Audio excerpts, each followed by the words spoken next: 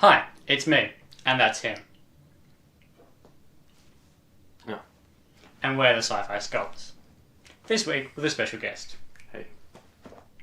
And we're talking Gods of Egypt. As always, click anywhere on the screen to stay spoiler free. So, I reckon this movie should have had the tagline, Beck, Prince of Egypt. Because basically Beck is Prince of Persia, but he's in Egypt. He steals stuff, does parkour, was a street kid, and ends up in second in command of the country. Right. It's the plot of Prince of Persia. But he's saving gods, not like people with a magical dagger. The reason I saw this is because I'm a huge Stargate fan, and I was just like, it kind of reminds me a little of Stargate.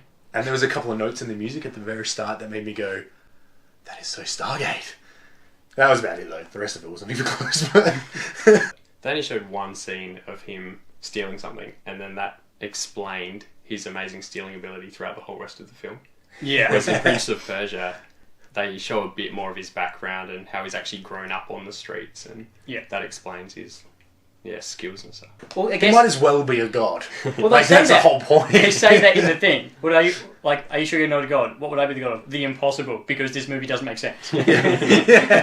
Sorry, he doesn't say because this movie doesn't make sense, but he does say god of the impossible. That was the only point. The funny thing being, that was the only point in the movie where I felt like they turned to the camera and went, yeah, this movie is crap. Get over it. Yeah. I went in thinking this is going to be an overblown mess of a movie that's not going to make any sense really. That's just full of CGI that wasn't very good.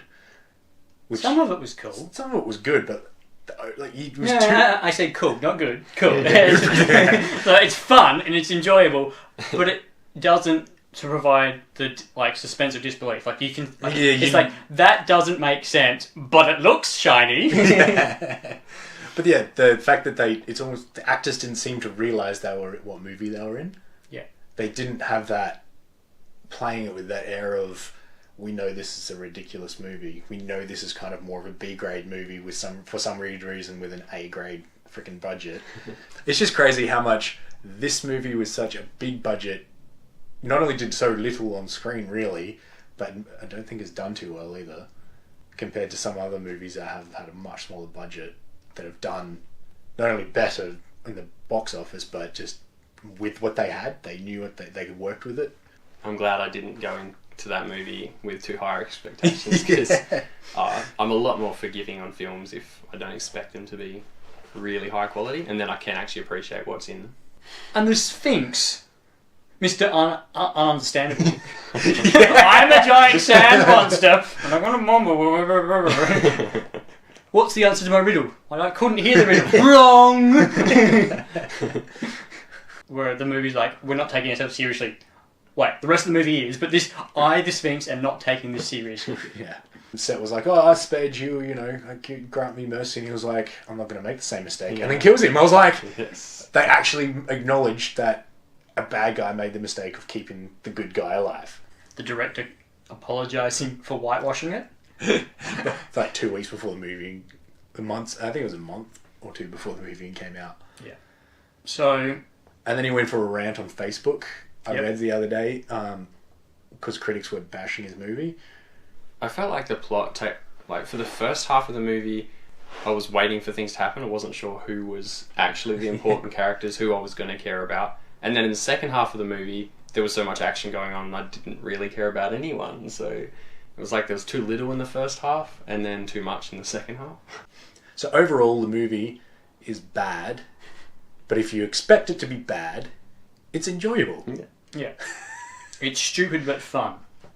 Very stupid but fun. If you go in with low expectations for the quality, it is enjoyable. Hit that thumbs up button. Comment if you like. Maybe you'll be the first one. If you are the first one, we'll reference you next time. We will. We really will. And maybe if you even do the second or third. Just comment if you want. And any movies that you want us to review that are older, or movies that you think that we might not do that are coming up, comment them away as well, and subscribe. Yep. Yeah. And so next week we're doing 10 Cloverfield Lane. Indeed. Which might come out a little bit later on the day, just because schedules. But it'll come out. It'll still come out next Saturday. And then you can click on me for last week or him for the following week. Like, yeah, so click on me to see our review of Cloverfield, and then after next Saturday, click on him to see 10 Cloverfield Lane. And you can click on in the middle, our special guest, if you want to go all the way back for our first video, just because we've got 3 people, so we may have 3 links. Cool.